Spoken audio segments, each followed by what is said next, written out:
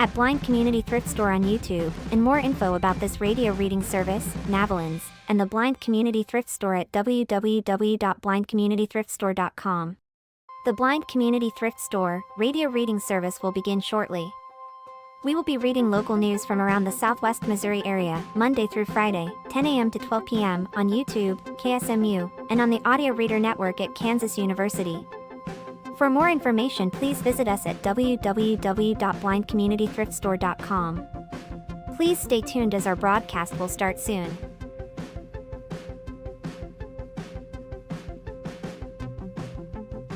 Please remember to like, comment, and subscribe on our YouTube channel now.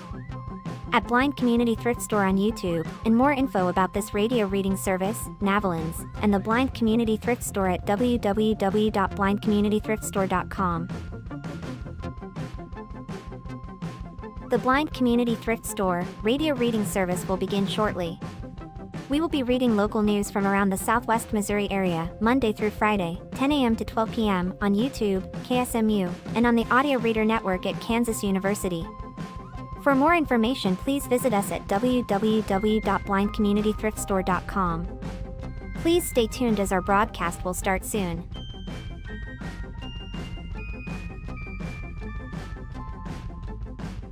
Please remember to like, comment, and subscribe on our YouTube channel now. At Blind Community Thrift Store on YouTube, and more info about this radio reading service, Navalins, and the Blind Community Thrift Store at www.blindcommunitythriftstore.com. The Blind Community Thrift Store radio reading service will begin shortly.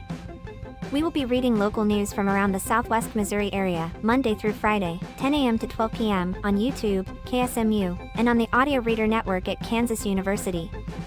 For more information, please visit us at www.blindcommunitythriftstore.com. Please stay tuned as our broadcast will start soon.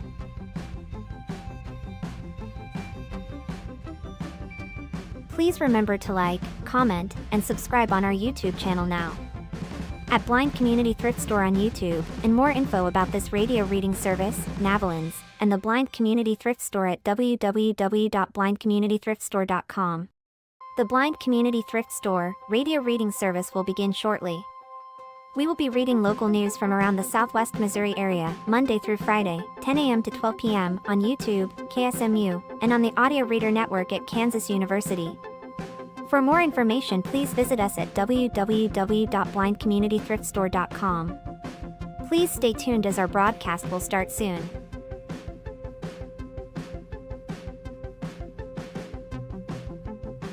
Please remember to like, comment, and subscribe on our YouTube channel now.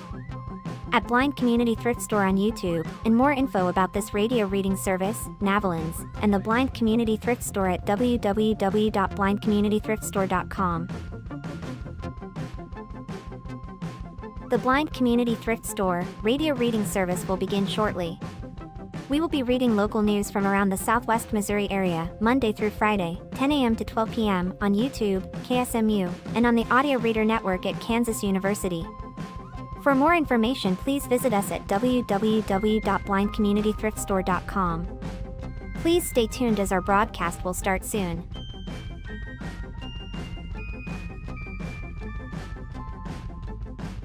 Please remember to like, comment, and subscribe on our YouTube channel now.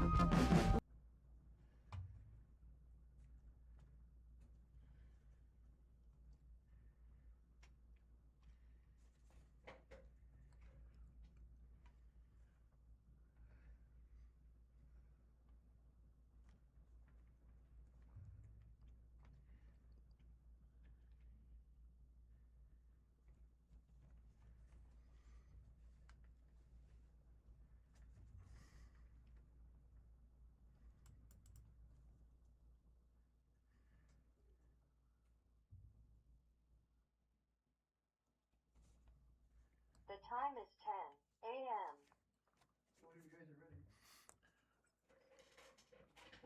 Thank you for tuning in to the Blind Community Thrift Store radio reading service.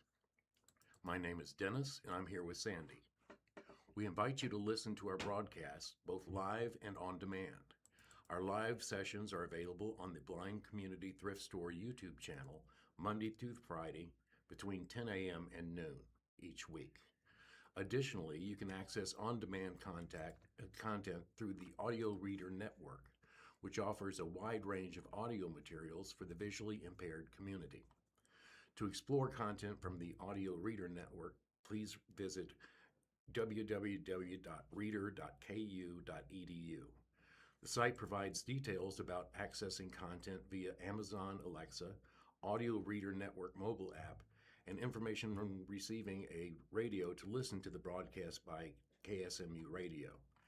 All broadcasts are played over KSMU's subcarrier airwaves at 67 kilohertz on 91.1 from 3 p.m. to 5 p.m. Monday through Friday. Contact the Audio Reader Network for information on receiving a pre-programmed radio.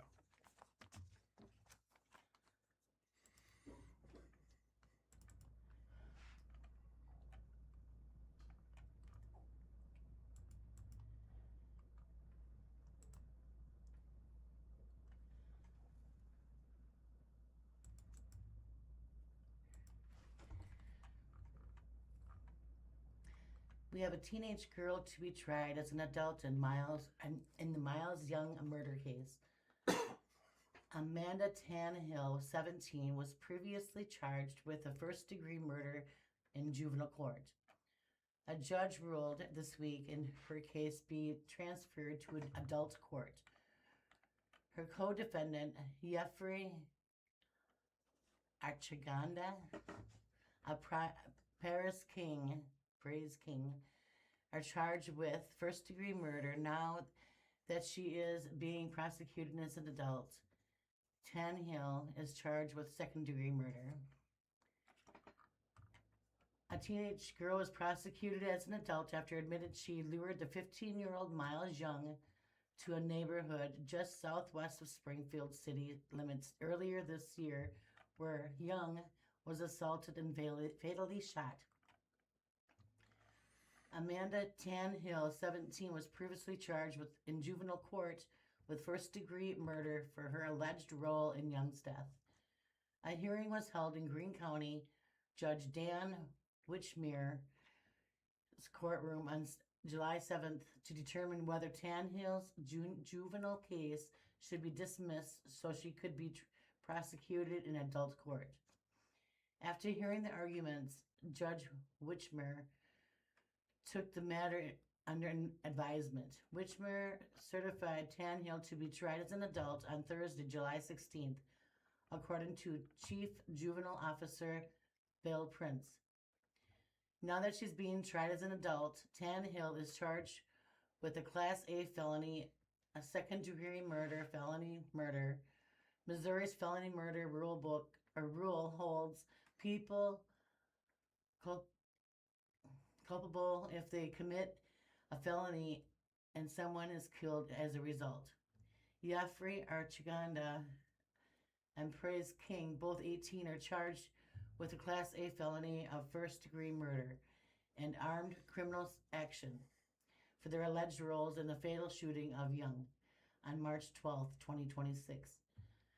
Prior to Witchmere's order, Tannehill's identity had not been made public since she is listed as J1 in charging documents for the Archanga and King. She is being held in the Juvenile Detention Center until she turns 18. Though she did not speak at the certification hearing last week, Tannehill testified that Archanga preliminaries hearing on June 15th, since her case was still in juvenile court at that time, the Daily Citizen identified her as J1. At that June 15th hearing, Tannehill testified that she tricked Young into getting into the vehicle that she was driving on the night that he was killed, knowing she would be taking Young to a location where King and Achaganda would jump him. She testified their plan was for Achanga and King to physically assault Young, not to murder him. However, she also testified that Achanga and King were both armed with handguns. Young was declared dead at Cox South Hospital on March 12, 2026. Court documents state that he had a single gunshot wound to his chest. At the certification hearing earlier this month, Catherine Avagan with the Greene County Juvenile Office explained her office's recommendation that Tanhill's case be dismissed from juvenile system and transferred to the court of the general jurisdiction adult court. Tanhill's case, she said, the team considering aggravating factors including the potential planning that went into Young's murder and the idea that the co-defendant's motive was revenge. Some of the mitigating factors included Tanhill's history with the juvenile authorities. She only had one prior referral for the assault, education and her background and her upbringing. But mostly what it came down to, Vaughan said, was the seriousness and the ferociousness of the crime. Tanhill's age and what services could be offered in terms of rehabilitation at the juvenile court level. Our teams feel that the reason she is not a good candidate for it really goes back to the severity of the crime, Vaughan said. My opinion aligns with my team. I just don't feel that the DYS, Division of Youth Services, formal or intensive, would be appropriate for Amanda, isn't it? Based on her age and the severity of the crime that had happened. Was Young's murder linked to 2025 killing a 14-year-old girl? Though many have speculated online that Young's murder was connected to the 2025 killing of 14-year-old Jackie Strahl, investigators, the prosecutors have not confirmed if or how Young was involved in the Strahl's death. However, Archanga preliminary hearing in June, Tanhill took the stand and testified that Young's death was linked to Strahl's and that she and her co-defendants blamed Young for Strahl's death. Strahl's body was found on January 28, 2025 in a brush area behind the residence in the 5600 block of West Farm Road of 140. For Strahl's death, 19-year-old Evren Rashad Worlds is charged with first-degree murder and armed criminal action, abandonment of a corpse, and tampering with physical evidence. In the state's request for a warrant, Worlds was described as the main suspect in the murder of the 14-year-old girl. Young is not named in publicly available court documents used to charge Worlds. The probable cause statement mentions at least 2 witnesses, including a minor. World's trial scheduled for May 2027. From June's hearing, Tanhill said motive was revenge. The Archanga preliminary hearing is in June. Tanhill was asked why she and her friends plotted to set up that night. He's not really like Tanhill testified, and he was involved in the murder of Jackie. Asked if she wanted revenge on Young for his possible involvement in Strahl's death, Tanhill said yeah. Tanhill testified that she and Archanga and King and the 2 other teenage girls were hanging out in the vehicle in the parking lot around 7 p.m. March 11, 2026. During this time, the teenage girls became involved in a Snapchat group call included Young. When the call ended, Tanhill said she and the others in the car began talking about how they didn't like Young and believed that he was involved in Strahl's death. The group then began discussing a plan to set up Young. She testified that Archanga and the King both had guns in their laps that night. She said Archanga had a 9mm and King had a 40 caliber.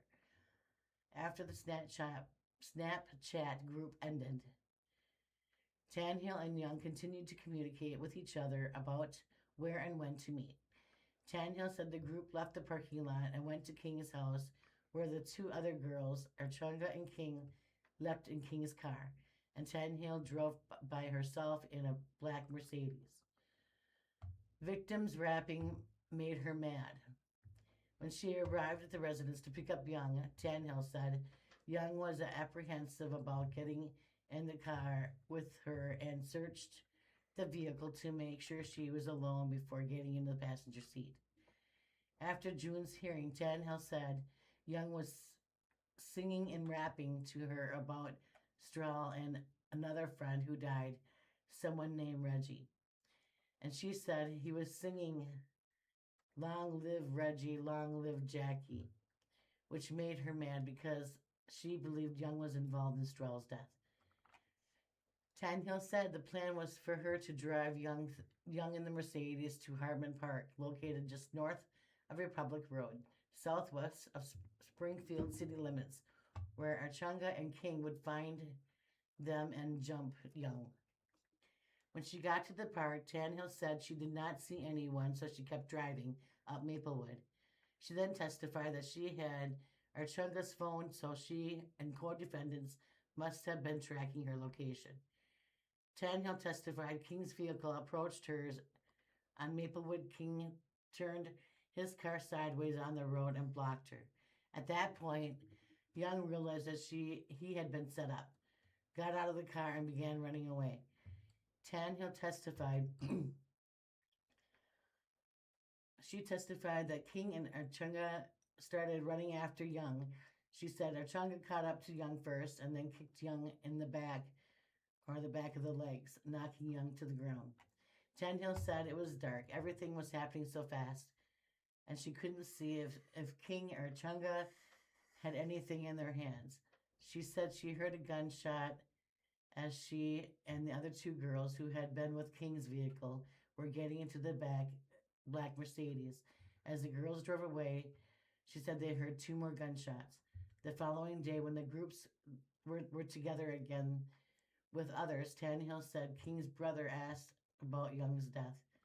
Yafri Archunga says that he did not do it. She testified, praise King, the kind of just did not say anything. And then eventually he says that he did it. Prosecutor, don't bring a gun to jump someone.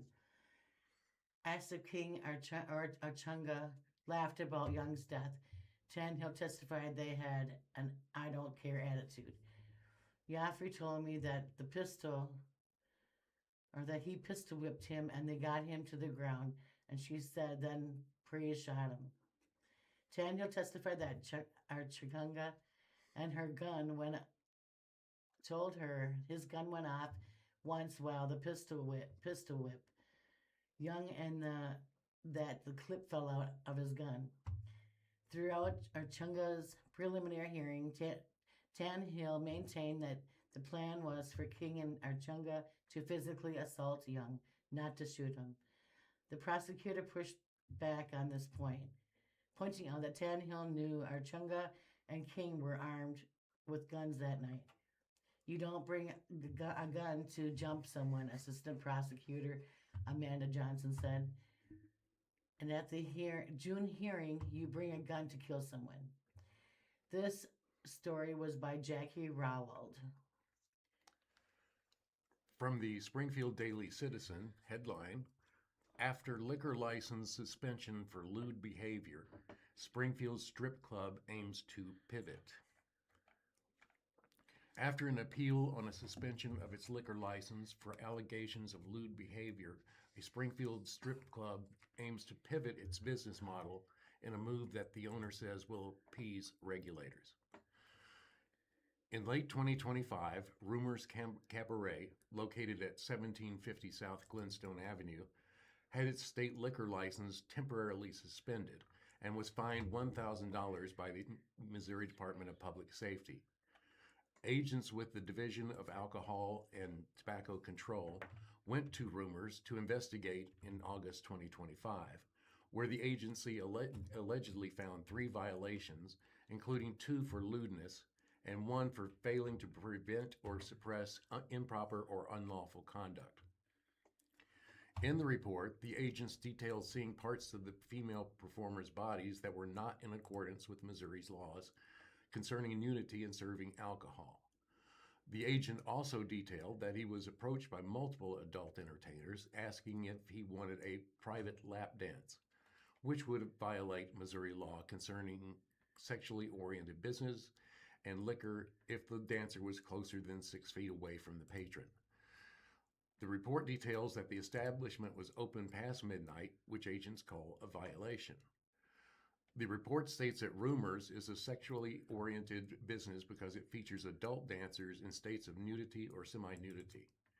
The agents report they witnessed 2 instances of entertainers displaying a part of their body that constitute full nudity, as well as allowing an entertainer to come within 6 feet of a patron in a state of semi-nudity, both violations of Missouri law. There were other incidents detailed in the report.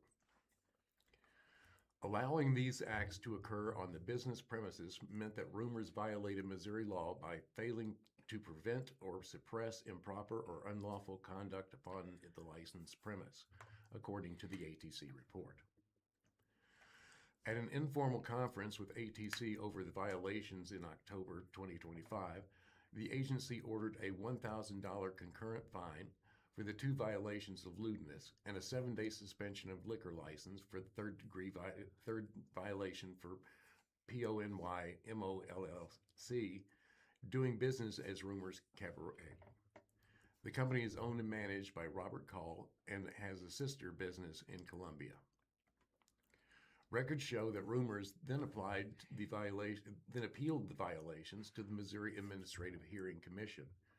The state held off on enforcing the fine and suspension of the license until the case was heard and resolved by AHC. Rumors was allowed to continue to serve alcohol until the case was resolved with AHC, but the business did not apply for its state liquor license renewal in 2026. Owner Robert Call said in a July 16th phone interview. The company served liquor until June 30th, when its liquor license expired. Call said the business took a 2-week break at the start of July and has since reopened, but is not serving liquor, beer, or intoxicating drinks of any type. Rumors plans to pivot to a new business model that he hopes will avoid any future violations stemming from the regulatory complications of running a business that incorporates semi-nudity and liquor.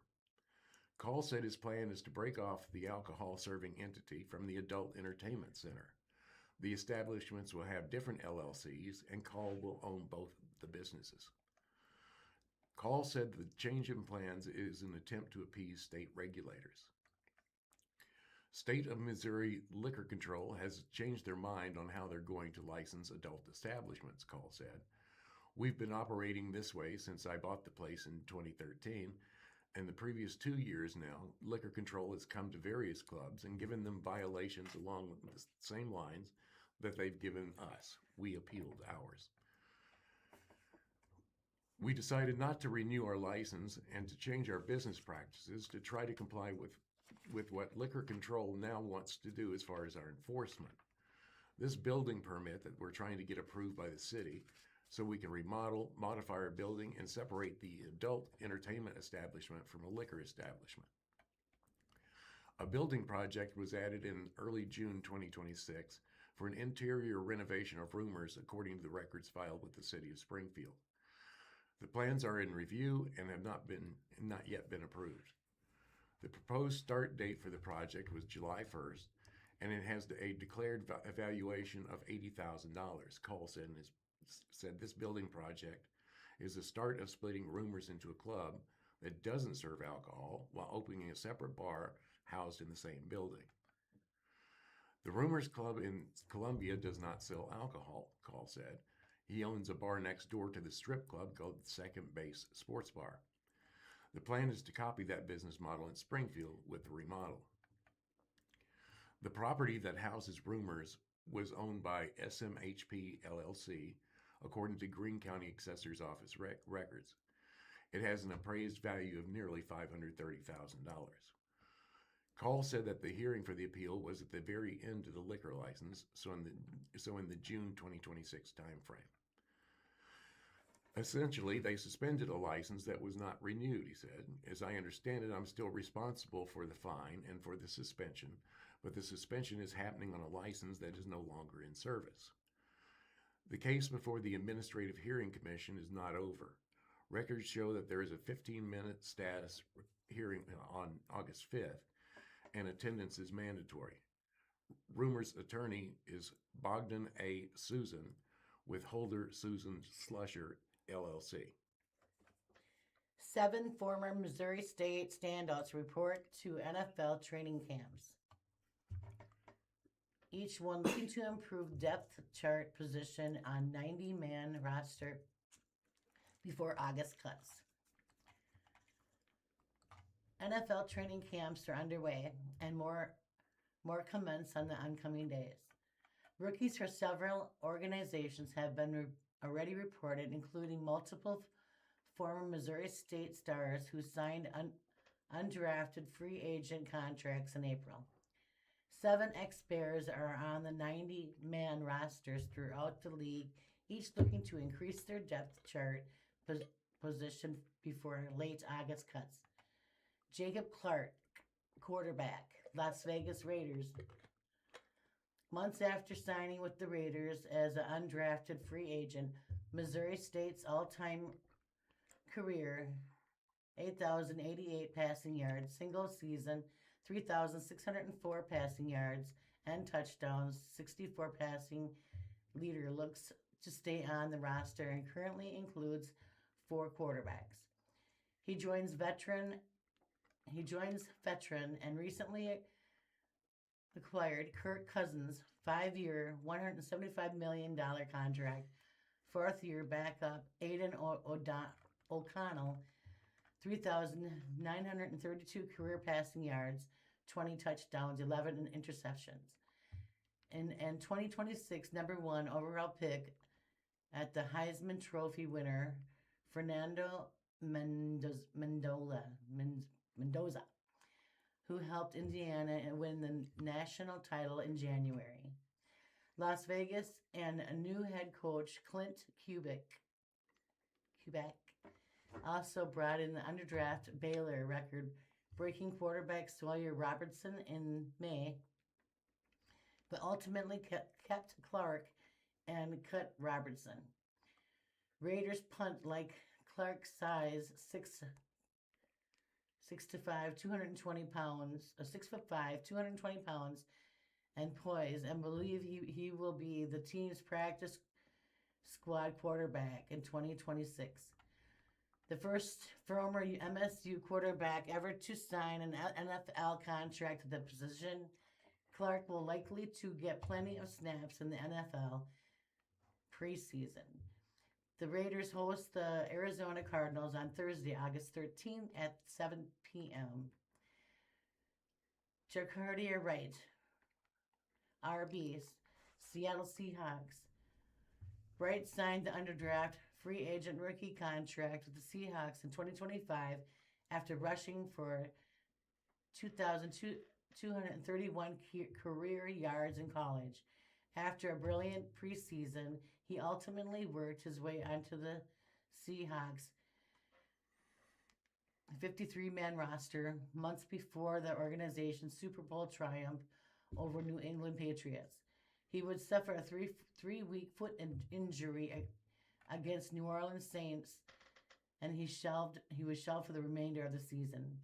Wright, who still earns a Super Bowl ring despite being sidelined, is now being part of a crowded running back room that includes Zach Charbonnet and recent first-round selection Jardine Prince from the Notre Dame, George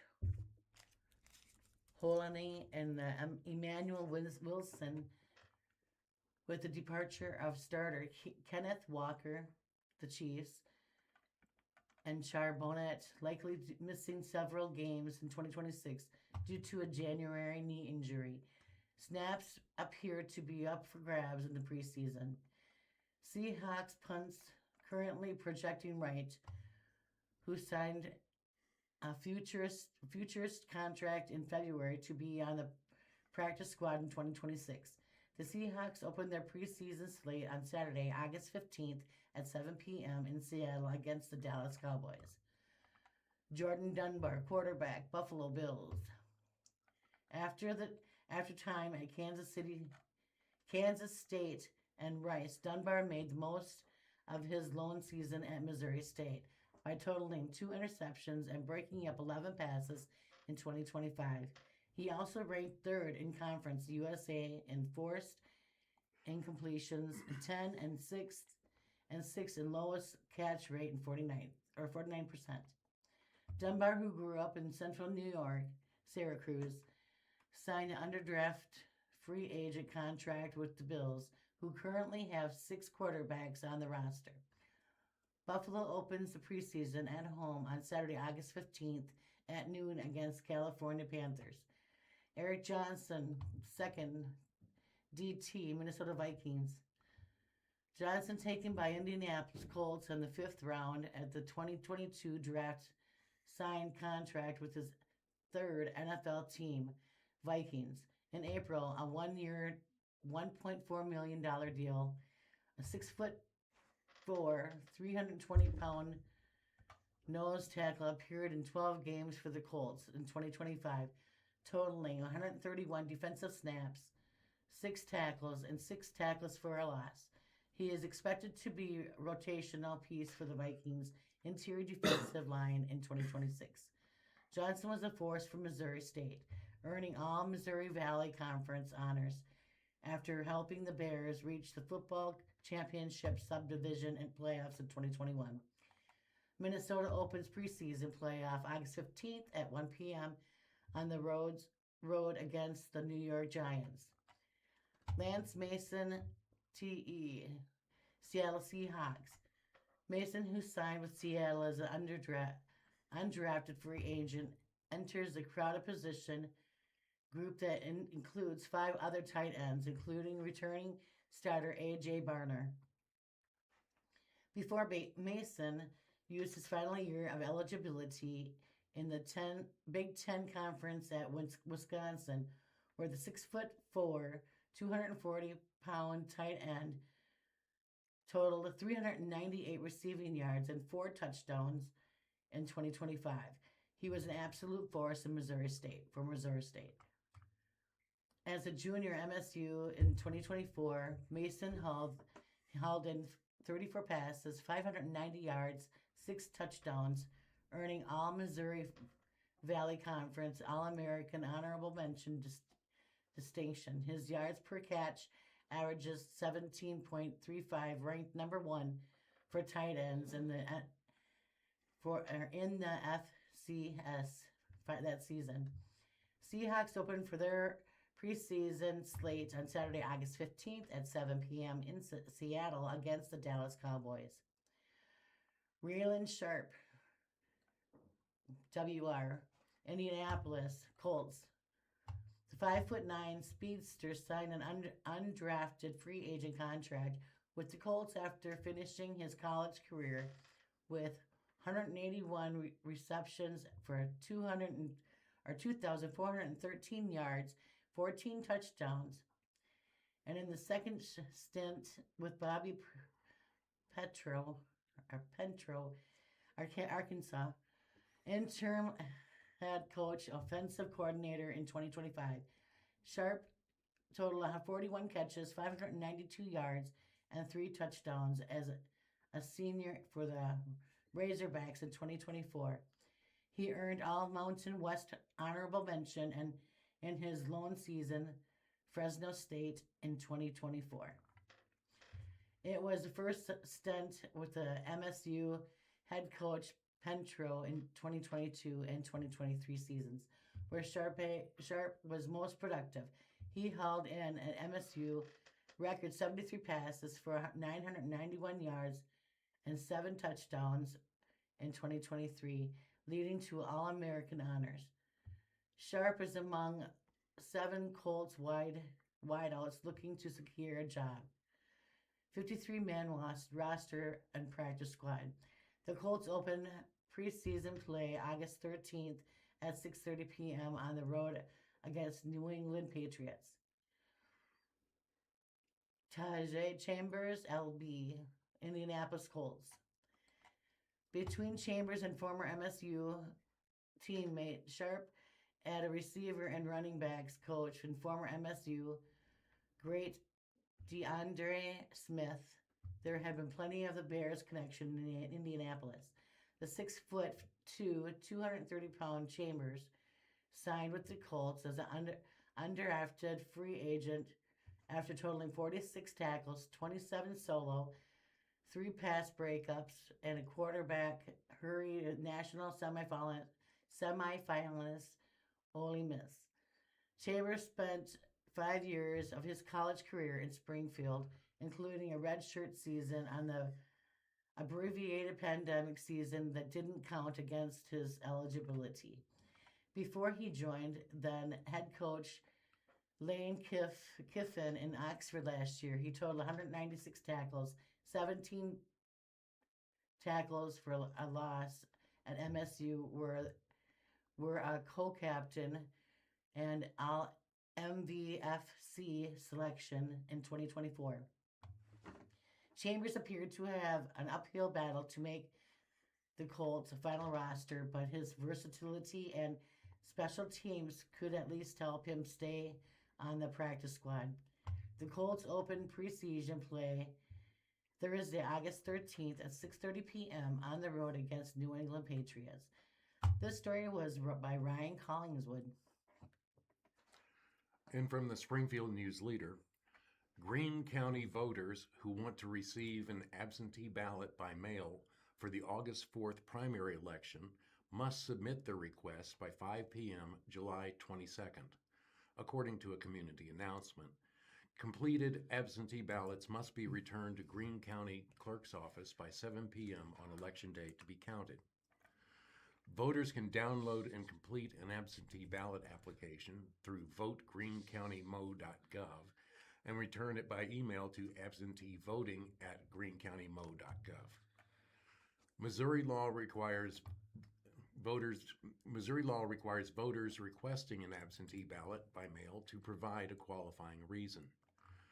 Eligible reasons include being out of the voting jurisdiction on election day, illness or physical disability, caring for a person who is incapacitated and lives at the same address, religious belief or practice, certain election-related emergency response, health care or law enforcement employment obligations, incarceration while retaining voting eligibility or participation in Missouri's address confidentiality program because of safety concerns.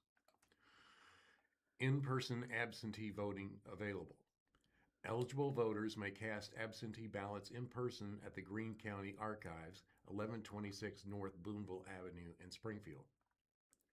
Voting is available from 8 a.m. to 5 p.m. through August 3rd. Additional voting hours will be offered from 9 a.m. to 1 p.m. August 1st at the same location. According to the announcement, voters who cast absentee ballots in person beginning July 21st will not be required to provide a reason for doing so under Missouri law. Photo identification required. Voters casting absentee ballots in person must present an approved form of photo identification. Accepted IDs include a non-expired Missouri driver or non-driver license, a non-expired military ID card, including a veteran's ID card, a non-expired U.S. passport, a photo ID issued by the United States or the state of Missouri without an expiration date, and a photo ID issued by the United States or the state of Missouri that is either unexpired or expired on or after November 6, 2024. The August 4th ballot in Greene County includes federal, state, and local candidate races, 4 statewide issues, and a tax question for the city of Ash Grove. Sample ballots were available through the Greene County Clerk's office and at vote.greenecountymo.gov. Questions about absentee voting may be directed to the Greene County Clerk's Office or by email at absenteevoting@greenecountymode.gov.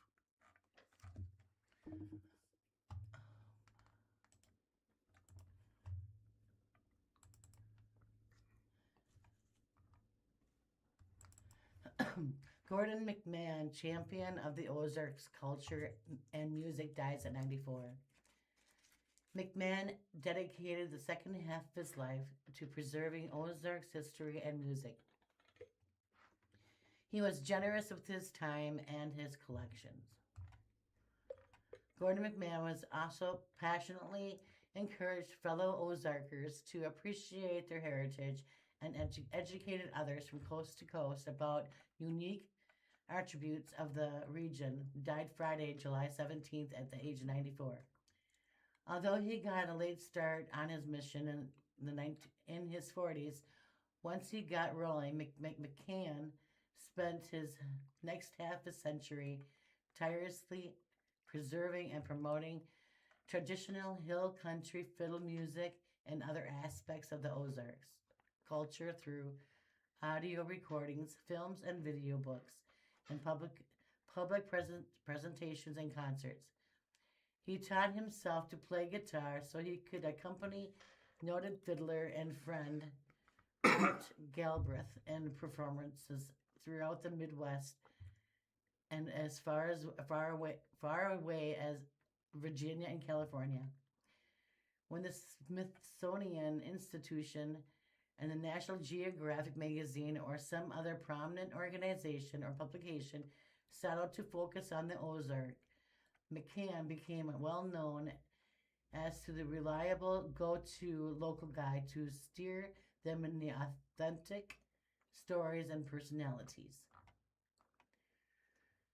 His behind-the-scenes guidance with his intimate knowledge of people and places were crucial for the popular Ozark Watch video magazine series that aired for more than 24 years on a regional public television station KOZK, Channel 21. He had been no Gordon McMahon, there would have been no sustainable program, says Dale Moore, who co-hosted the show from 2025 until the cutoff of federal funding caused its cancellation last year. Every year about this time, we'd start planning how to come up with the new shows for the upcoming season. I'd always start the meetings with Gordon. We've always run to the people.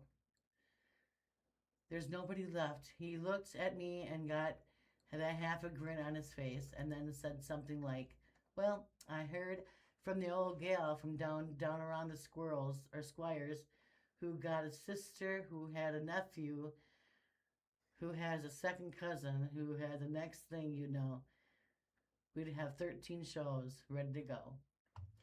McMahon captured some 400 fiddlers and 3,000 hours of tunes and talked on portable tape recorder. He toted to his house parties and other music gatherings throughout southern Missouri and northern Arkansas. He then donated the tapes to Missouri State University Meyer Library for the public sharing over the internet. He collaborated with Vance Randolph in producing the iconic folklorist final book.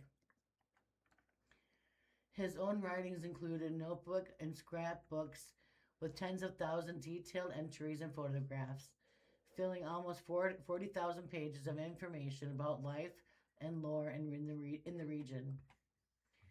All the while, McMahon took the time to mentor, inspire writers, photographers, and especially musicians to take up and keep up the preservation of the special aspects of the Ozarks. Talented Tanny country fiddler Emily Garut Boldman was in her teens when she first encountered McCann.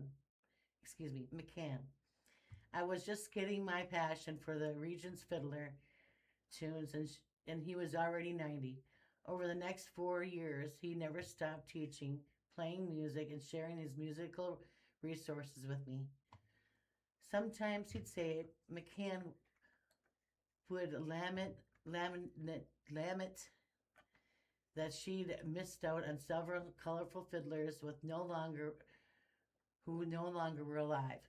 But I don't believe I missed out on all the unique musicians, she insists, because I had an honor of being Gordon's McCann's friend. Former MSU Dean of the Library Services, Tom Peter, agrees. He credits McCann's with the instilling enthusiasm for traditional music that led Peters to purchase the former general store in the tiny, tanny country burg of McClure, that he had become a site in a weekly music jam. Peters ownership had ensured that the Monday night tradition continues, complete with potluck dinner. Peters also shepherded the recent transfer of McCann's vast personal library of rare regional history books and other Ozark items to the MSU library to join with his previously donated audio tapes. The career of Gordon McCann's is a perfect example of the power and efficiency of one individual who persistently passionate about its subject area, Peter says. He loved and respected old-time mountain music. He practiced and performed it on national stages and small music parties such as McClurge, and encouraged many others to learn, convey this music. He recorded, studied, and preserved this tradition. Yet he was humble, grounded, and self-effacing, and joyful and funny. This wasn't the legacy that McCann had envisioned as a young man. His family was in the process of moving from Joplin to Springfield to assume ownership of the Springfield's Blueprint Company.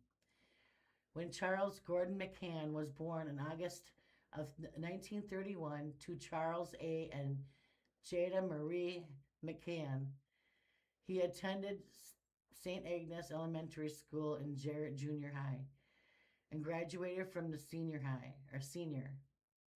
now Central High School, in 1949.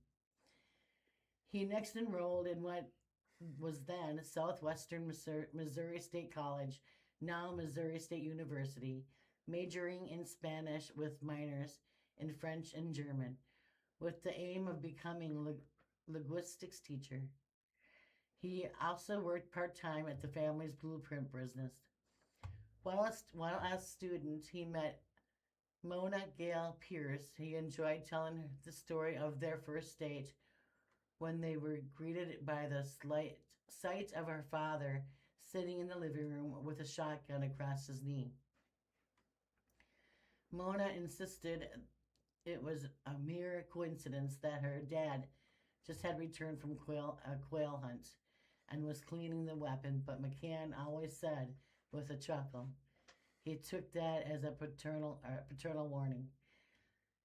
The couple got married in 1952, and the union lasted until Mona died in the month short of their 71st wedding anniversary in 2023.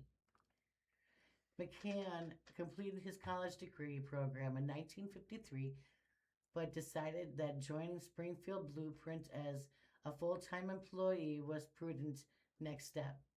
He eventually succeeded his father as the head of the business, and the cycle was repeated when his son Chuck assumed the company leadership role in the 1990s, and daughter Abba also was on the staff.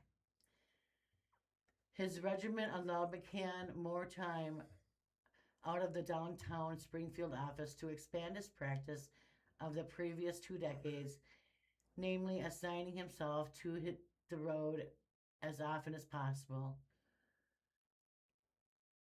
ostensibly to make his sales calls in the region, but also making frequent stops to visit with folks, hunt for rare books, pamphlets, and meet musicians to find out where the jam sessions were and the music parties regularly took place, and take notes and photographs along the way. The quest had begun in the early 1970s when he was intrigued by an ad for Emmanuel Woods Ozarks Opry in the square in the town of Ozark. He convinced Mona that it would be worth a look to see one Saturday night. He was quickly hooked, even if she wasn't. He began making a weekly visits to Christian County to enjoy music and eventually record tunes he so often learned to play them on his guitar at home. He also made acquaintances, also significantly with Art Galbraith, considered one of the finest fiddlers in the area. As McCann home basement practicing progressed, he was allowed to second on the guitar with Galbraith skillfully sawed the fiddle. They became fast friends and popular duo. In addition, they rarely performing together within easy drives from Springfield until Galbraith's death in 1993. The pair also performed at such flair-flung venues as the Wolf Tramp National Folk Festival in Washington, D.C., suburb of Vienna, Virginia, and the Smithsonian Folk Festival in the nation's capital itself, the San Diego Folk Festival in the Louisiana World Exposition in New Orleans. Their widespread popularity was not surprising to the locals, including a young rising politician, Roy Blunt. Gordon McCann was a good friend of mine and tireless advocate for the folkways and history of the Ozarks. The now retired U.S. Senator emailed in a response to an inquiry for the story. He was seen as a resource by the Smithsonian and by anybody else who was interested in what makes Ozark such a unique place.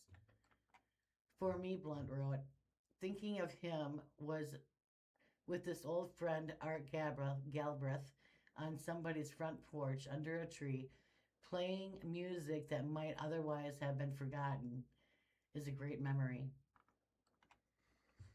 At the state level, Lisa Higgins, director of the Missouri Folk Arts Program, headquartered in Columbia, has long as been an admirer of McCann.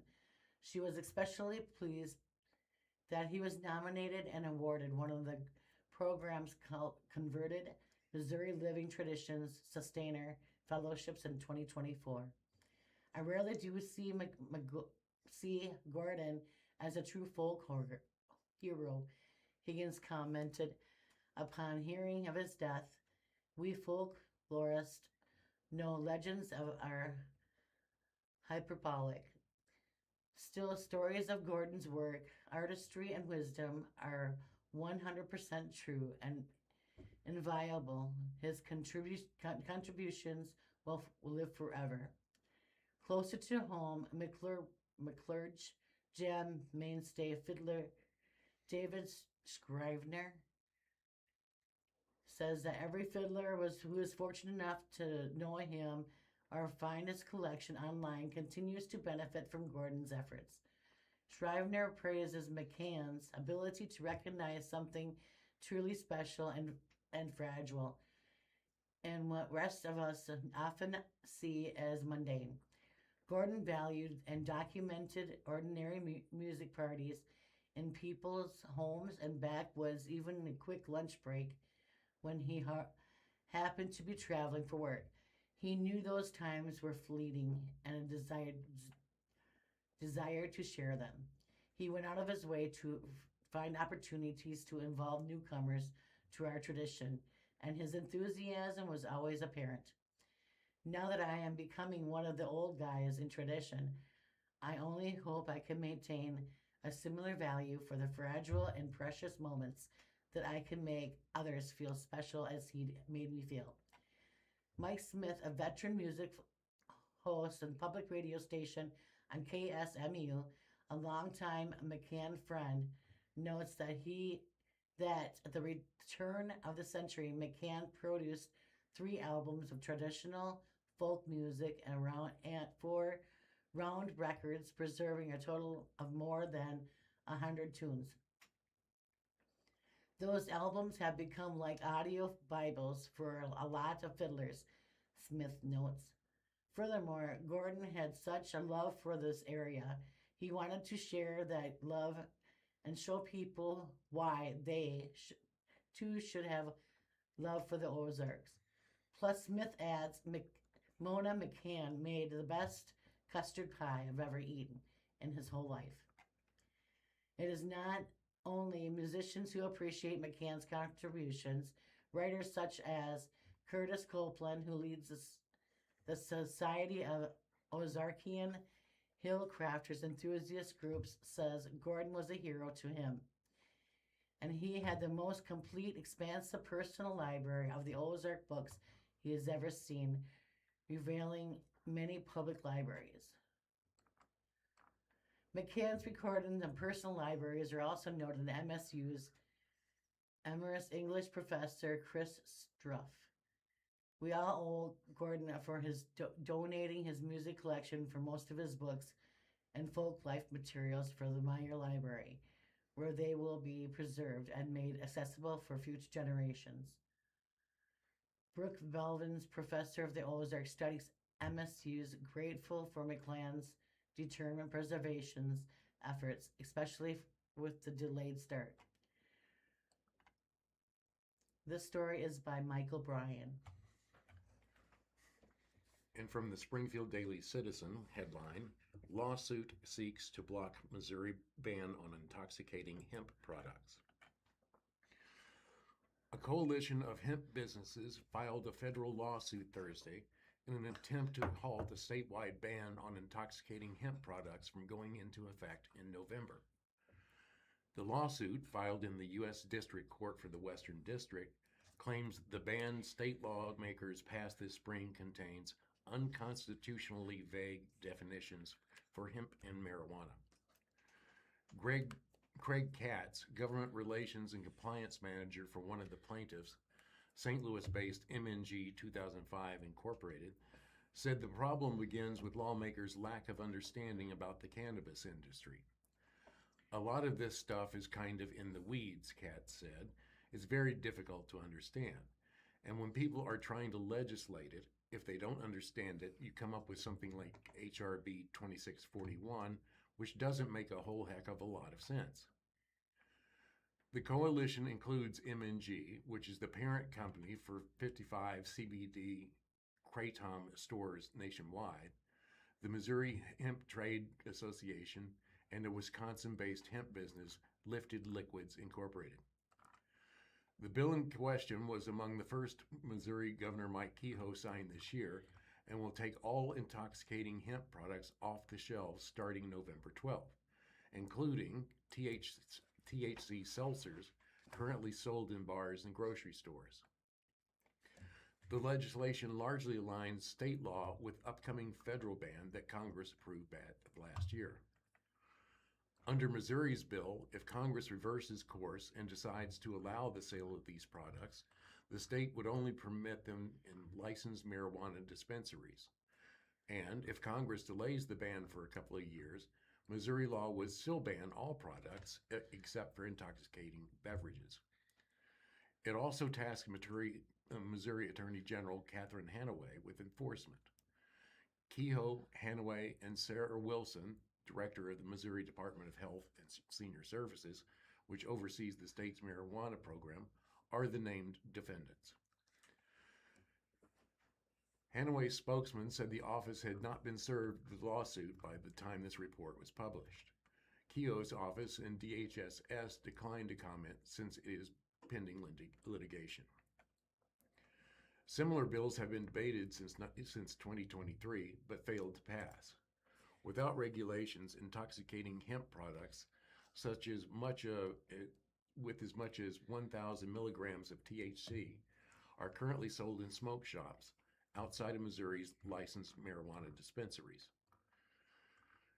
The bill's sponsor, Representative Dave Hinman, a Republican from O'Fallon, said the legislation largely gives state law enforcement and prosecutors the authority to enforce the federal hemp ban after November 12th. I believe this is the last-ditch effort for the hemp industry, Hinman said. HB 2641 passed the Missouri House, Senate, and was then signed by the governor.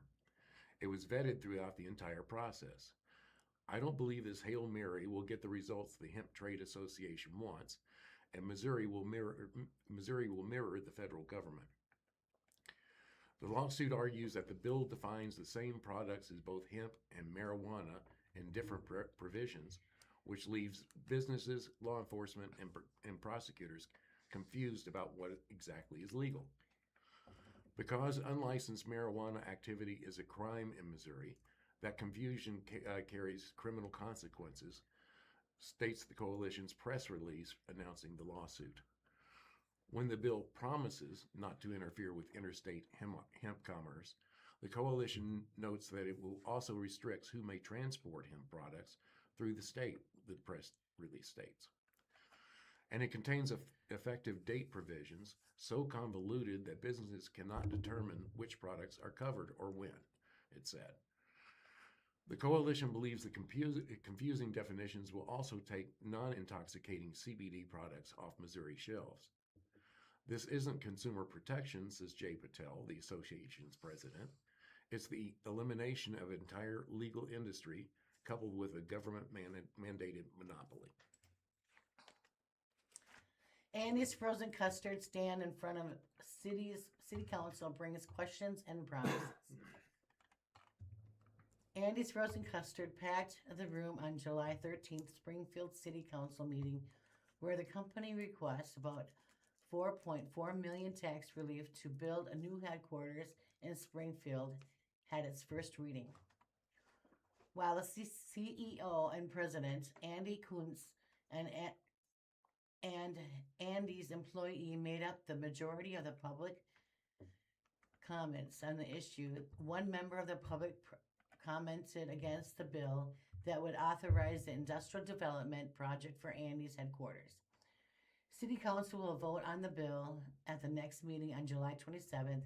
In June, Andy's Frozen Custard requested tax abatement and exemptions from the city to build its projected up to $32 million headquarters in Springfield and not to move the project to another city or state. The project will include more than 43,000 square feet of office space and 99,600 square feet of warehouse space on a 10-acre plot. Andy's purchased in 2022 near the corner of Division Street and La Camp Road. The company had its requested Chapter 100 development bonds to be issued by the state as means for tax relief, which is estimated to a total about $4.4 million over a 25-year project. The city would take ownership of the development, giving it tax exemption and tax abatement, then lease the project back to Andy's, and the company would make payments in lieu of the taxes. Andy's is not interested in a buildings campus in downtown Springfield. In the July meeting, was the first opportunity for council members to speak on the full development plan, which was released to the public at the end of June. It was also the first opportunity for council members to ask Kuntz questions about the development plan and request for documents or tax abatement exemptions in order to build up the $32 million Andy's campus in East Springfield. Council member Brandon Jensen, Zone 3, used his time to ask the company president if there was any way Andy's would consider developing a campus-style headquarters in downtown Springfield.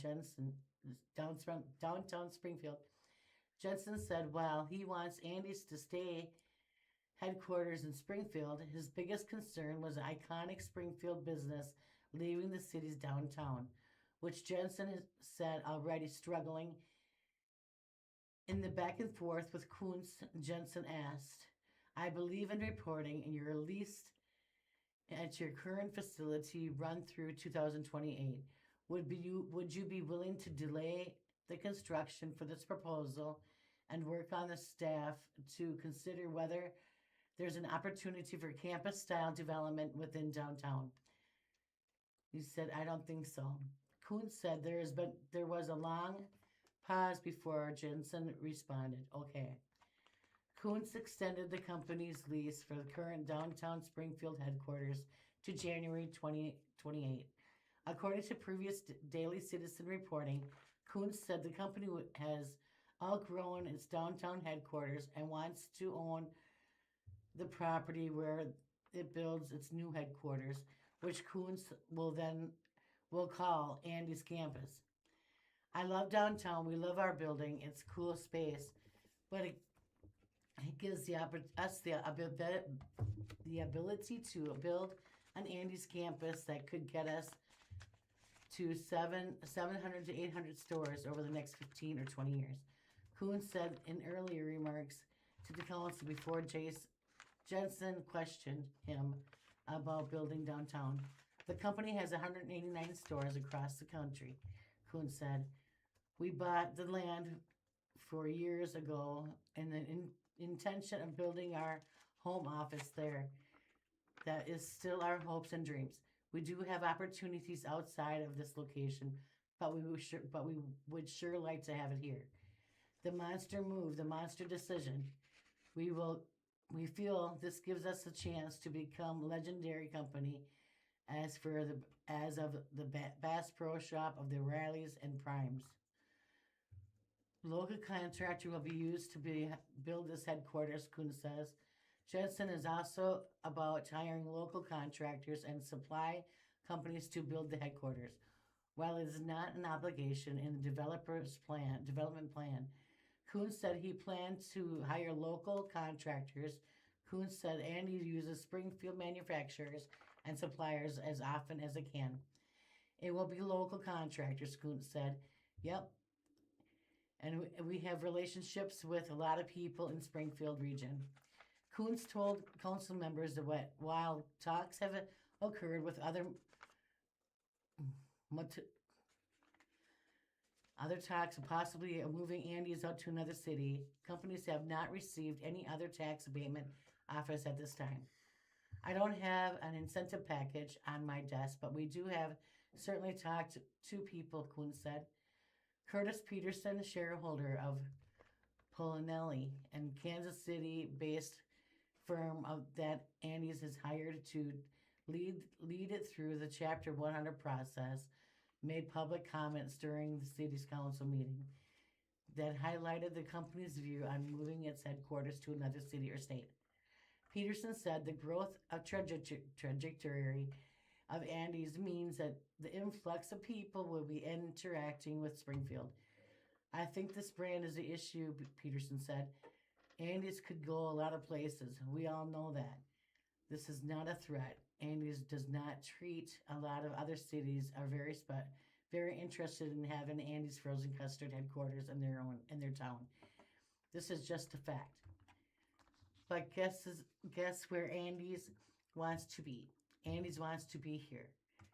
And that is why this proposal came out. And we worked for a lot of months with staffing because we want to make it happen.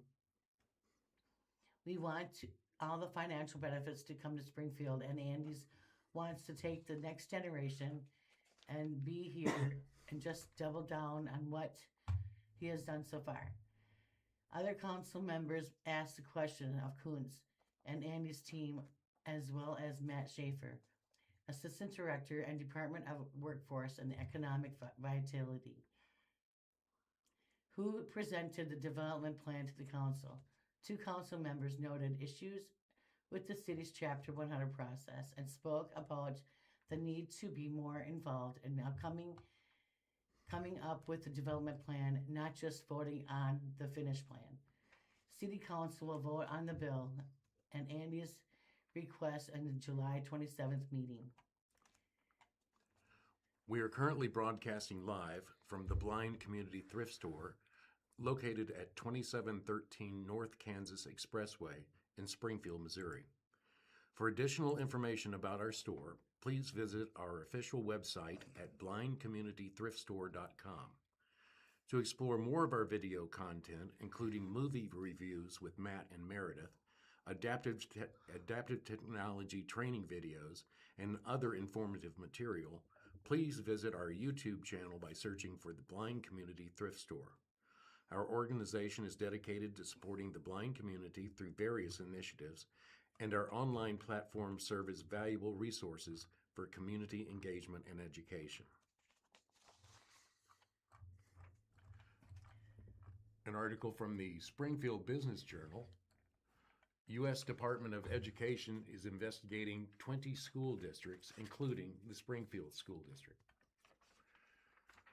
The U.S. Department of Education has launched an investigation into Springfield Public Schools and 19 other districts to check if they are complying with federal laws for how sexual abuse allegations are investigated and reported.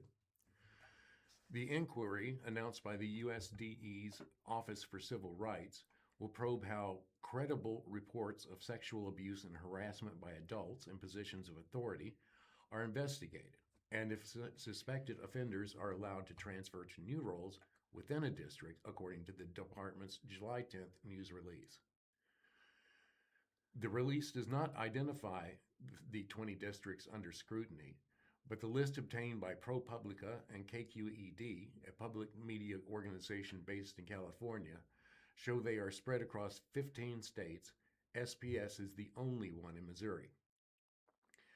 In the July 10th release, the U.S. Department of Education did not allege wrongdoing by the districts, but noted in the details that they submitted as part of the 23-24 civil rights data collection raised questions about that warranted further review. Stephen Hall, Chief Communications Officer for the Springfield Public Schools, issued a statement about the Title IX inquiry and the district's commitment to the safety and well-being of students. Springfield Public Schools has robust Title IX reporting and investigation procedures in place to support our students, Hall said in his statement.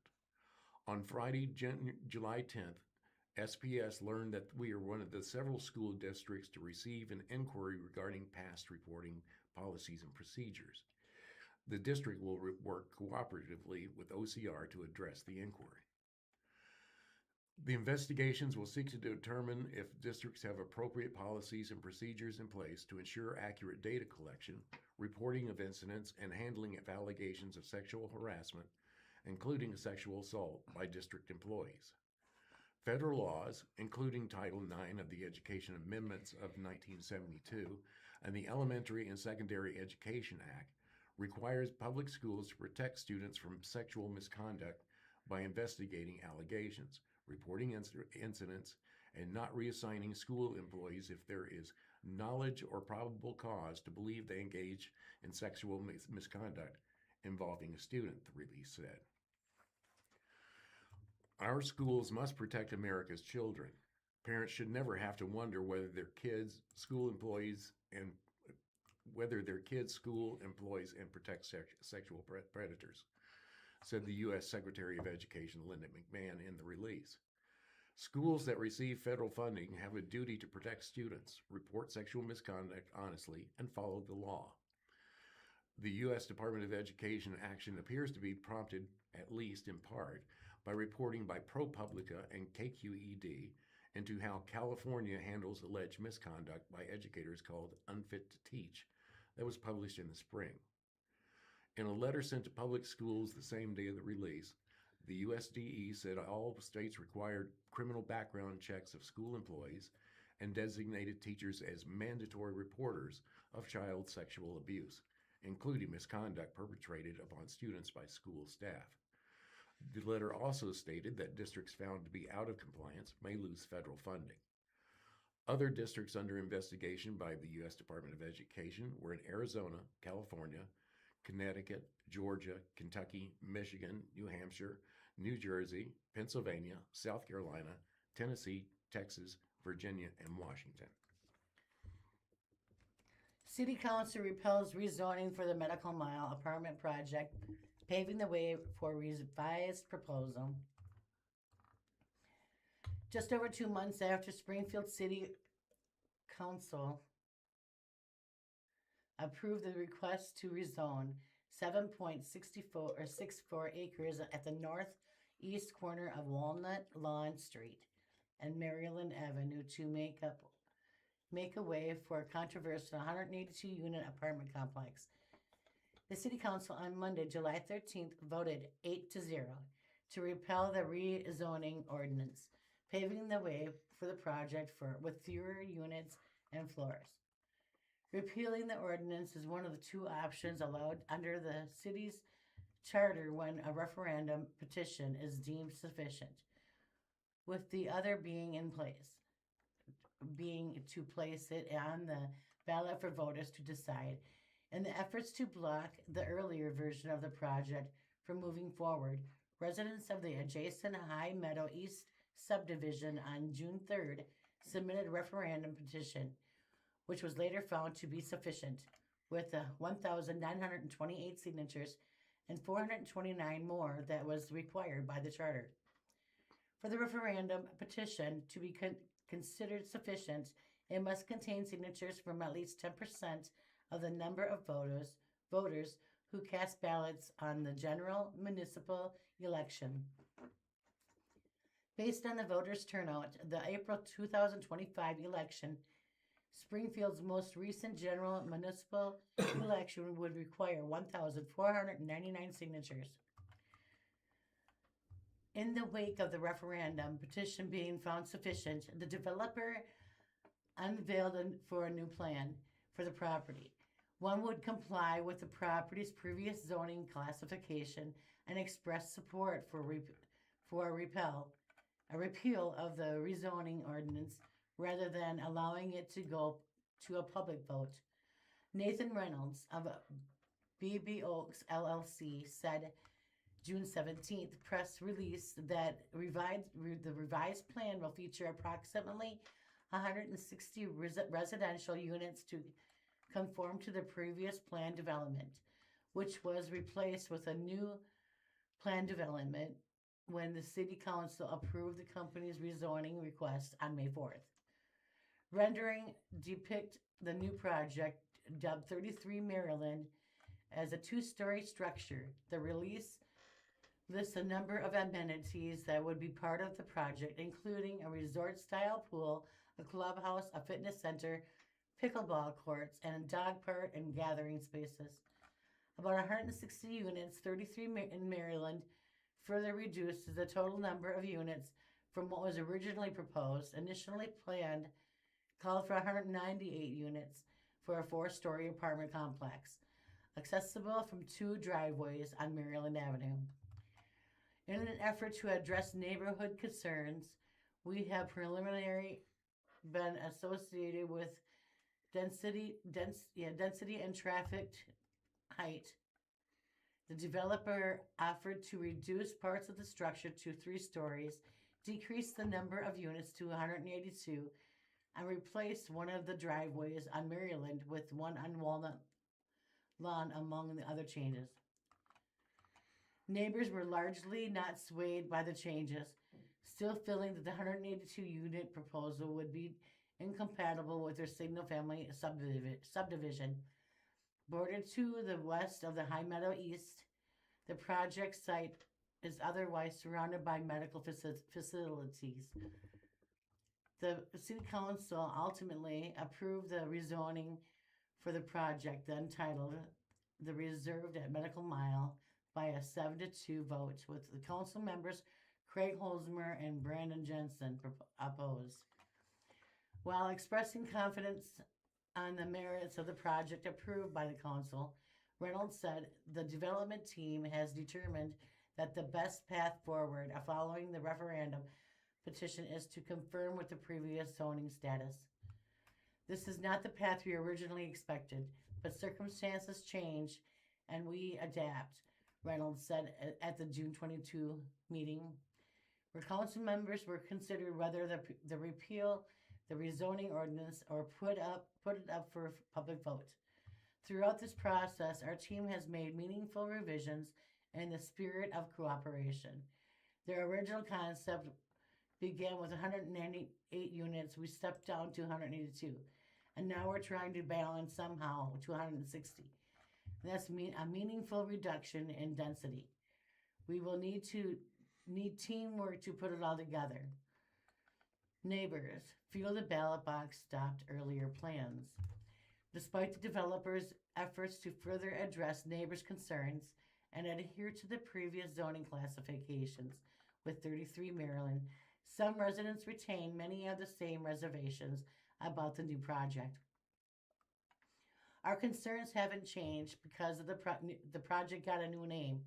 High Meadow East residents James Head said that the statement to the media after Reynolds announced the 33 Maryland, no prior independent traffic study, no assessment of emergency corridor, risks in the Walnut Lawn roundabout, no honest accounting of what 1,300 additional daily vehicle trips does to a neighborhood that's already dealing with dangerous intersection, for example. At the June 22nd meeting, Abigail Harrelson, one of the head's neighborhoods, expressed severe disappointment in the council members who supported the rezoning, arguing that his previous proposal failed to comply with the city's forward SGF comprehensive plan. Harrelson pointed out that if the developer and the city council thought a majority of the Springfield voters would support the rezoning, then it could be placed on the ballot for voters to decide. Springfieldians do not want the predatory high-density buildings disrupted stable neighborhoods, Harrelson said. The developer stopped their own progress out of the fear of the ballot box. The last time the rezoning ordinance went to a public vote in 2022, more than 70% of Springfield voters rejected it. While emphasizing his respect for Springfield's referendum petition progress, which was recently targeted by legislation in Jefferson City as it relates to zoning issues, Reynolds acknowledged uncertainty it possessed for larger future developments. Every dollar spent residing and re-engineering, navigating, and uncertainty is $1 can't be spent directly into construction, housing, infrastructure, amenities, safety, and long-term community value, Reynolds said. Had the zoning ordinance gone to the ballot, a no vote would have been the same effect as the council's repeal. They reverted to the property tax or property back to the previous planned development. Moreover, the city would have been on the hook for the proportion of the cost of the election. An unrelated ordinance authorizing the cities to eliminate domain to acquire the Hotel of Terror, which has since been repealed. The city and property owner have come to an agreement following successful referendum petition was estimated to the cost the city between $130 to $150 to appear on the August 4th ballot. And this story was by Jack McGee. And from the Springfield Daily Citizen, a federal grand jury has indicted 3 people accused of conspiring to sell pounds of methamphetamine in the Springfield area, utilizing various hotels as base of operations. During the investigation, authorities seized nearly 9 pounds of meth and $9,000 in cash, according to court documents. The suspects, Sean Higginbotham, 47, Tiffany Grant, 33, and Christopher Polly, 44, are each charged with conspiring to distribute 500 or more grams of meth. They are all being held in the Greene County Jail. According to a criminal complaint in the case, investigators set up surveillance in early June at the University Plaza Hotel in Springfield after receiving information Higginbotham was selling meth from his room there. The complaint says officers saw several people coming and going from Higginbotham's room. One of those people was later stopped by police and found to be in possession of 58 grams of meth, which she allegedly said that she obtained from Higginbotham at his hotel room. Eventually, Higginbotham left the room and police contacted him in the lobby where he was carrying a black backpack. Inside the backpack, officers found 1.5 pounds of methamphetamine, according to the complaint. Officers then searched Higginbotham's room and found an additional pound of meth and $8,819 in cash, according to the complaint. The complaint says an investigator in Camden County provided information that Higginbotham had also been selling meth from the Red Roof Inn in Springfield, where he was eventually kicked out. On June 6th, the Camden County investigator also told Springfield police Higginbotham's source of supply was in St. Louis, and 2 individuals were on their way from St. Louis to Springfield to deliver a shipment of meth, according to the complaint. Authorities set up surveillance along Interstate 44 near Marshfield and waited for the alleged suppliers, who were traveling in a black Volkswagen. Officers spotted the Volkswagen and pulled it over for speeding near the Buc-ee's exit, the complaint says. Grant and Polly were the occupants of the Volkswagen, which police searched in the Buc-ee's parking lot. The complaint says police found a little more than 6 pounds of meth in a duffel bag in the back seat. The meth conspiracy charge carries a possible sentence of 10 years up to life in prison. Record year reporting donations, gifts to MSU. Missouri State University recently completed an outstanding year for receiving donations and gifts. The university's longtime chief fundraising officer, who has one more year on the job, knows how important it will be for a repeat performance. We start all over on July 1st, said Brent Dunn, Vice President for Advancement. That's all history, and now we have to start all over again and do even more. News of the good year had been reported to the Board of Governors during June meeting. Once the university's fiscal year ended on June 30th, the university on July 9th reported that the foundation had received $49,286,346 in all donations, including gifts and estate gifts and pledges. The year's final numbers show that the number of donors increased by more than 1,000 to 20,735 donors gave more than $31 million in cash and in kind gifts. Another about $14.27 million was given through deferred commitments. Overall, the foundation handled over a total of 98,661 gifts and awarded more than $5 million in private scholarships to students. In the marks of a third time, university has received more than $30 million in cash contribution across the fiscal year. Last week, the university reported for the first time ever in the foundation's endowment surpassed $140 million late last Thursday after a foundation board meeting. Dunn said the number has surpassed $150 million. The generosity was surprising throughout the year. In November, the foundation announced receiving $12.5 million in a short amount of time.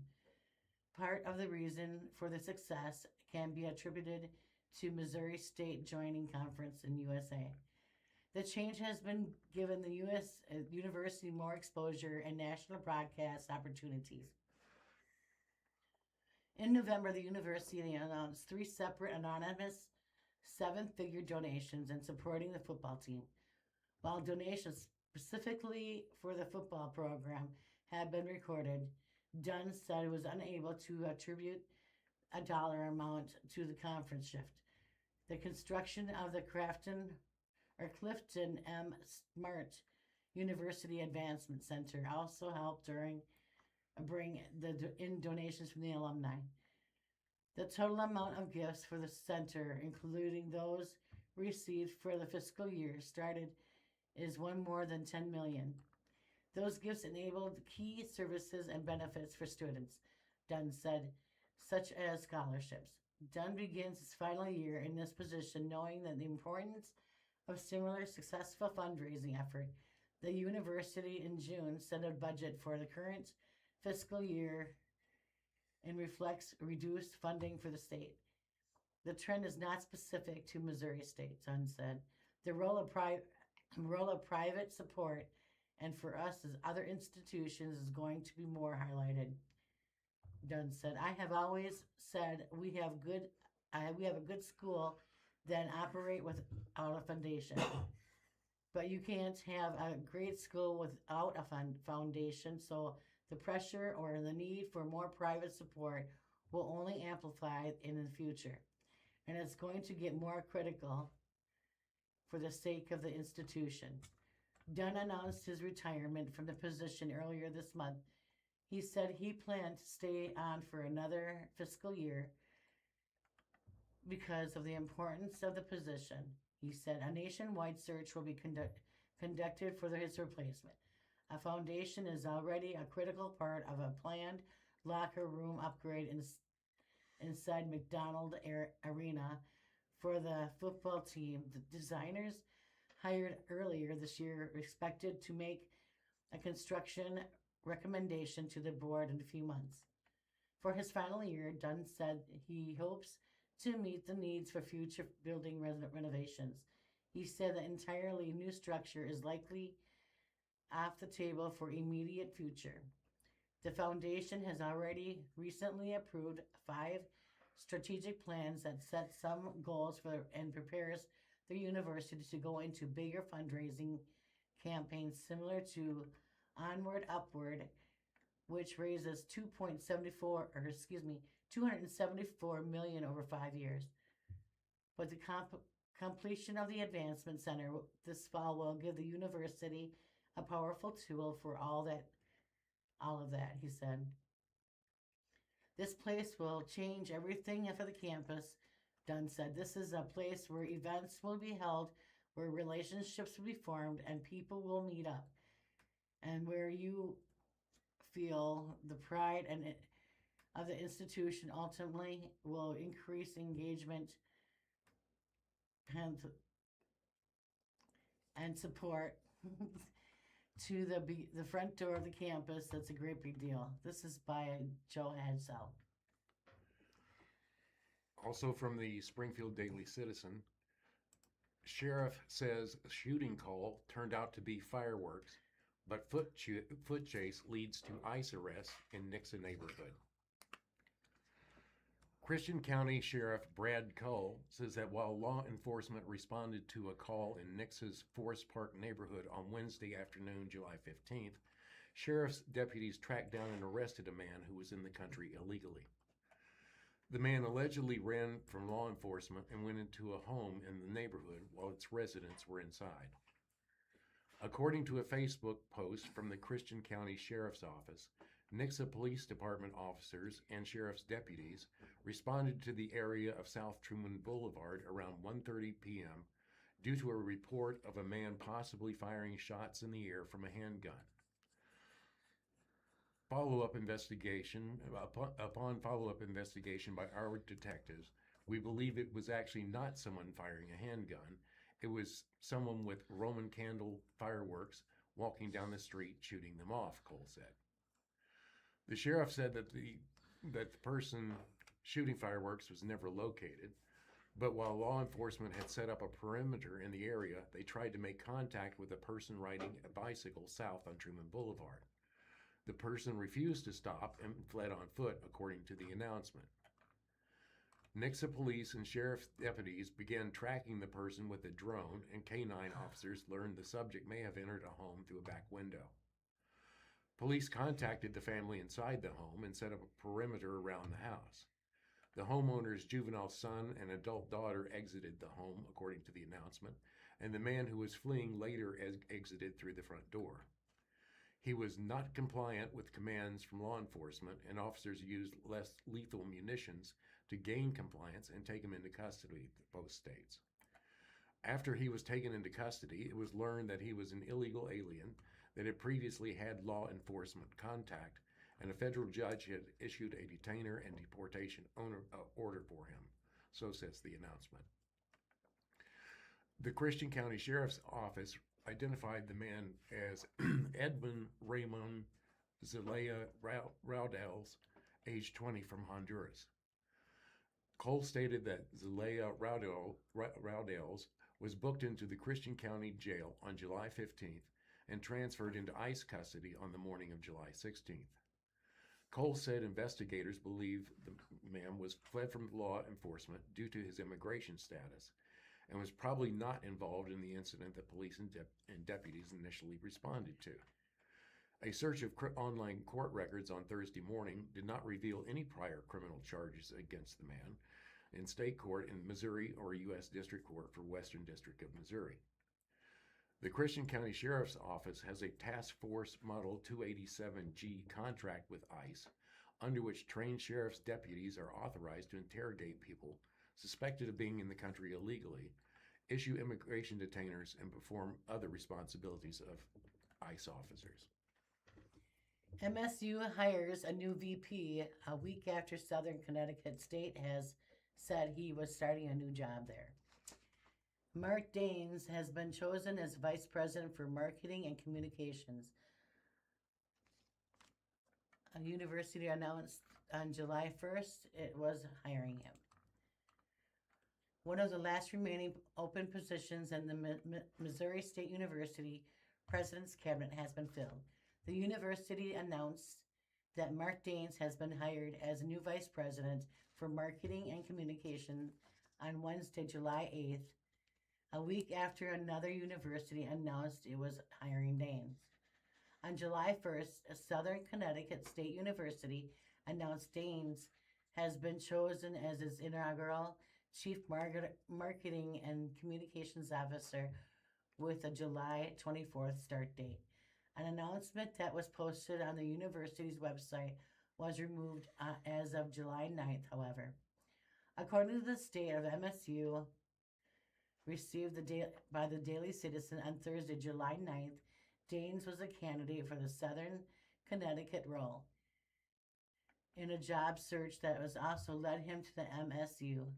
He has withdrawn his candidacy for the Southern Connecticut position and has signed a contract with MSU, according to the statement.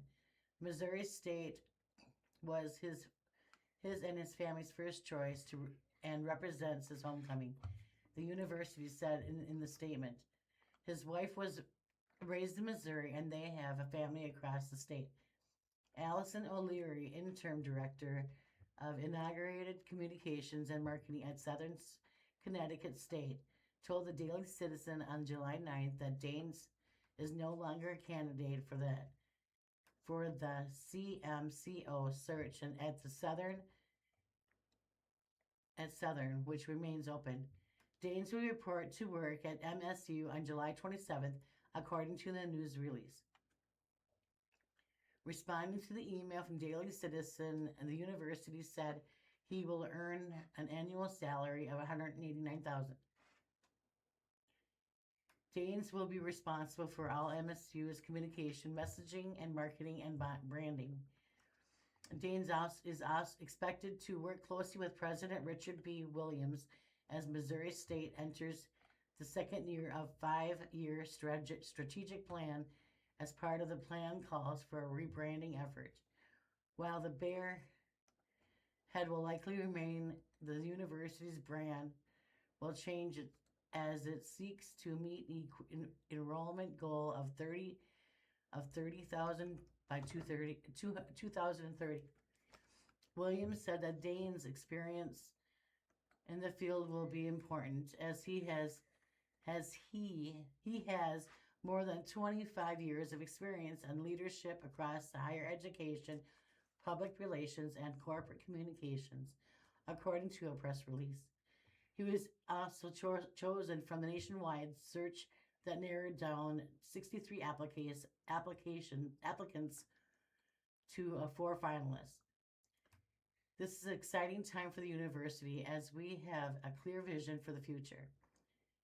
Williams said in the press release, Mark's leadership and expertise will be instrumental as we strengthen our brand and identity, tell our story with greater impact, and advance the goals of igniting opportunity. The VP of Marketing and Communication post is one of the final vacancies to be filled in the president's cabinet. Over the last year, Williams has hired a chief of staff, chief financial officer, a provost, a vice president enrollment, former vice president of marketing communications, Susan Shaw, retired from position on March 1st. Andrea Moisen was appointed to fill the position and as an interim basis while the search was going on. The university's Office of Marketing and Communication is responsible for promoting the universities through advertising and press relations. Dane's previous job was similar role at Alfred University in Alfred, New York. In that role, the private university with about 1,600 students, Dane supported the design and launch of a $200 million capital campaign, according to the press release. He has also worked for marketing team in Des Moines University of North Dakota as a Chattel. Dane also is certified project manager who has held leadership roles in groups such as Burson, Elderman, and Public Relations and to McGraw-Hill Companies in New York University Medical Center. He's pursuing a doctorate in higher education leadership in the University of North Dakota and has earned a master's degree in a project management from the Chattel and bachelor's degree in humanities and theater arts from the State University of New York Purchasing College. This story is by Joe Hadsell. A Springfield man is facing felony charges after he allegedly used a gun to rob someone who was trying to buy tools listed for sale on Facebook. Liam Thomas Vital, 22, is charged with 2 counts of Class A felony of first-degree robbery for incidents that happened on April 17th. According to the probable cause statement, the victim, identified as V1, responded to a residence in Springfield to buy tools that had been listed for sale on Facebook. While at the residence, a man allegedly pulled out a small pistol and pointed at V1 while telling V1 to run your pockets and take off your shoes. V1 said he knew run your pockets meant to empty his pockets, according to the statement. V1 said he believed he would be shot if he didn't do so. V1 told police he took about $60 to $85 cash out of his wallet and put his phone, keys, and shoes on a nearby bed. V1 said the suspect, later identified as Vital, took the man's keys and cash and left the apartment. V1 said Vital drove away in V1's Ford Mustang convertible. V1 fled the area and called 911. Victims, V1 told police an older man who was also involved in the robbery. V1 said the second suspect stood blocking the door and was holding a hammer during the robbery. The name of his second suspect is redacted in the probable cause statement. According to the statement, a responding police officer found V1's shoes inside the residence and an empty pistol holster in a backpack near the front door. The officer also found property in the residence labeled Liam Vital. A witness identified in the report as W1 told police he knew V1 was looking to buy tools, so W1 invited V1 over to look at the tools he had for sale. W1 said that after a while, W1 left the residence, but V1 was still there with other people, including someone W1 knew as Liam. W1 said when he returned to the residence, everyone was gone. W1 also told police that someone told him that Liam had taken V1's money and car. According to the statement, W1 said he called Liam, who confirmed this. According to the statement, the officer investigating the robbery learned on July 7th that Vitale was in the Greene County Jail on unrelated charges. The officer visited Vitale in jail, read him his rights, and questioned Vitale about the robbery. According to the statement, Vitale told the officer that he confronted V1 at the residence and told V1, "You're not leaving here until you empty your pockets." Vitale allegedly laughed when asked about V1 leaving behind his shoes, and he said he thought that was funny. He said he was just trying to be a hard ass. Vitale said that after making V1 empty his pockets, he took his car and drove it to where he was located by officers. The officer wrote, Vitale denied displaying any weapon during the incident. Vitale is being held in the Greene County Jail on a $100,000 bond. He does not have an attorney listed as representing him. Online court records list his address as the Veterans Coming Home Center, a daytime drop-in center for unsheltered people.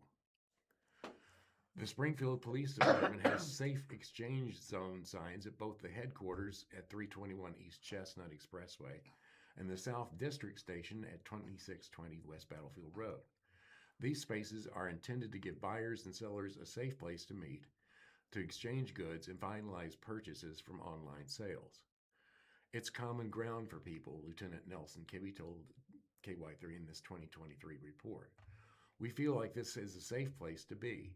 We have officers coming in and out all day long, and generally there's a patrol car outside here that's a patrol car outside and at the headquarters.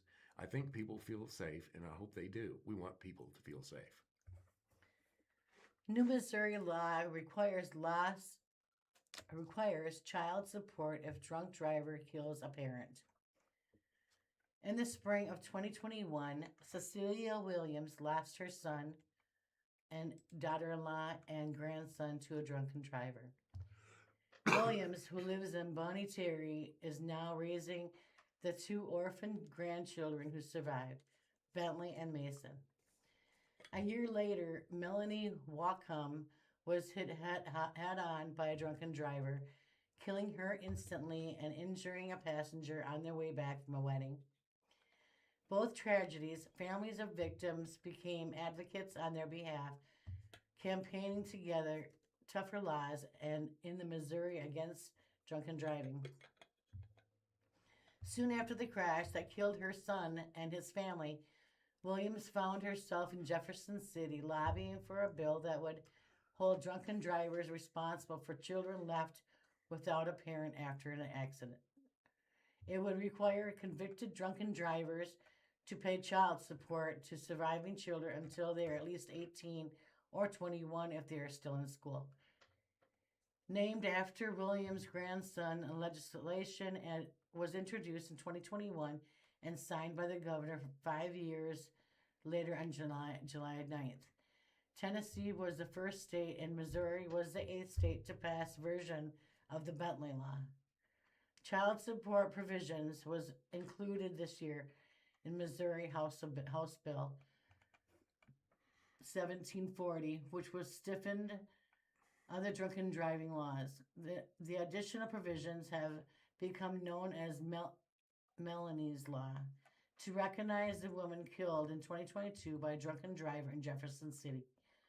Melanie's Law changed felony classifications for DWI cases that cause injury or death to require longer prison sentences, and also explained the mandatory use of ignition interlock devices for those involved in alcohol-related incidents. Missouri is one of the 35 states with similar laws. The pain of a family feels when a loved one is killed by a drunk driver is one that never goes away, said Representative David Griffith, who sponsored the legislation.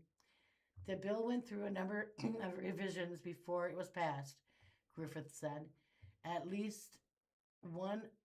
each one of those steps, I think it is very thoughtful about how we can make a bill better and how it's going to affect families that suffer and deal with this, Griffith said. Driving while intoxicated is a choice, he said. It's my hope when people know there are ramifications of making those bad decisions, they will think twice before getting behind the wheel. Mothers Against Drunk Driving national organization with offices in Missouri has been constantly involved in pushing the enactment of the stricter legislation. Working closely with Cecilia Williams, the organization supported a Missouri bill until it passed. Cecilia has been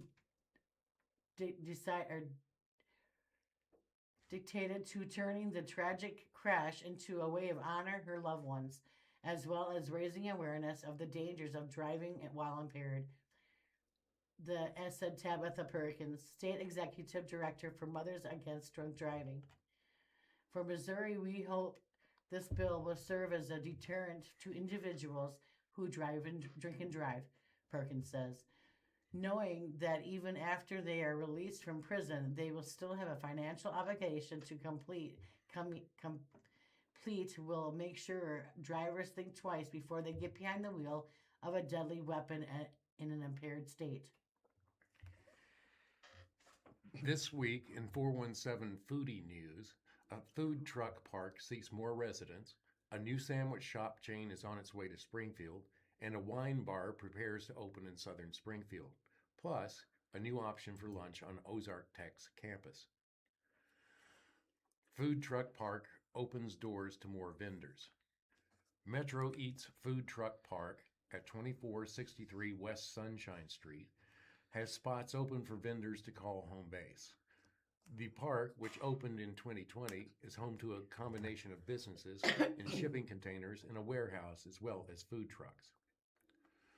According to a Facebook post, the park is seeking vendors who serve burgers, desserts, Italian food, Greek food, Indian food, and more.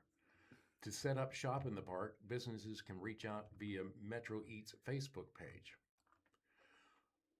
Owner Christina Shellart started Metro Eats with the goal of recreating something she had found and enjoyed during her time in Southern California. I had come from Southern California and some bigger cities that had a more food park setup where you could go and find 7 to 10 vendors all in one spot. Shellart said in a 2024 interview with the News Later, I really wanted to present something like that here with a twist of farmer's market theme. A sandwich shop founded in Delaware is on its way to Springfield. Capriati's has put up signs at 1318 East Battlefield Road. The business is known for its high-quality ingredients, such as grade A Butterball turkey and Snake River Farms American Wagyu beef. The Bobby, for which it touts as the original Thanksgiving sandwich, features turkey, house-made stuffing, cranberry sauce, and mayo. It also offers soups, salads, and sweets. According to reporting by the Springfield Business Journal, local owners Jamie and Donna Jacobson and Larry Graham aim to open in September or October. Looking for a place to enjoy a glass of wine and some food? Uncorked Sommelier Wine Bar is offering up just that at 1314 East Battlefield Road. The spot is gearing up for its grand opening, but is open noon to 9 p.m. Thursday through Monday. The menu includes appetizers like prosciutto wrapped asparagus and a pesto torte, entrees such as cucumber tea sandwiches or soup and salad, charcuterie boards, and desserts. Sushi Spot announces third location. Kraft Sushi, which has spots at 121 East Sunshine and 1282 East Republic, announced it will be opening a location at the Ozarks Technical Community College Cafe 101, located in the Information Commons. Its official opening will be the first day of classes for students, August 24th. Kraft Sushi is known locally for its sushi rolls and signature bowls, as well as the option for customers to build their own rolls or bowls. It features house-made sauces and marinades, as well as sashimi-grade A fish. Owners Michael and Jenny Cho, their first location at the corner of Sunshine Street and National Avenue in 2018, according to previous news leader reporting. Cafe 101, which houses multiple kitchens, is open to the public. Ask the Master Gardener how to save your coneflowers and tomatoes. One of my purple coneflowers has a dark spot on the stems. What could be causing this, and what can I do about it? The spots could be caused by either a boisterous fungal disease or a bacterial leaf spot moving down the plant. Sap sucking insects feeding on your plants may also cause dark spots on the stems. Boisterous is boisterous is basically an aesthetic in its effect on the plant. Seldom kills the entire plant, but also can be treated with a fungicide if necessary. The best way to deal with this disease is to take preventative measures by improving the airflow, pruning carefully, watering wisely, avoid getting water on the leaves, especially in the evening. Watering at the base is best. A soaker hose is good. Bacterial leaf spot is, if untreated, will eventually kill the plant. There is no cure for the bacterial leaf spot. However, improving airflow and careful watering is as above will help prevent the disease. Watering at ground level in the morning is ideal. Most of my ripening tomatoes are splitting before they are fully ripe. What's causing this? This is generally caused by a sudden change of moisture, such as a dry spell followed by a heavy watering or rain. This causes inner flesh of the tomato to expand faster than the skin can accommodate. We can't do much about this if heavy rains we have been having, but mulching around the plant will help keep the soil moist during the dry spell. Watering should be done deeply and less often rather than a little each day, which will encourage the roots to grow deeper and resist dry weather more effectively. Picking the tomatoes before they're fully ripe, when they start to show some color, the breaker stage, may also help bypass the splitting and avoid some insect damage. Tomato pickled at this stage will be ripened well inside with no loss of flavor. There are striped caterpillars all over my dill and fennel plants. How do I get rid of these? What you describe, especially considering the location, is almost certainly black swallowtail caterpillars. Some may confuse these with monarch caterpillars, but those are found on milkweed. Black swallowtails only host on members of carrot family. Butterflies are specialists when it comes to plant hosts for their larvae. In my opinion, I am always willing to sacrifice some of my garden if the result is beautiful butterflies. Nothing needs to be done in this case. I recommend planting extra plants for the caterpillars. Some of the caterpillars I use for the caterpillars. I used to grow 2 patches of parsley, one for me and one for them, moving them gently wherever I found some in mine.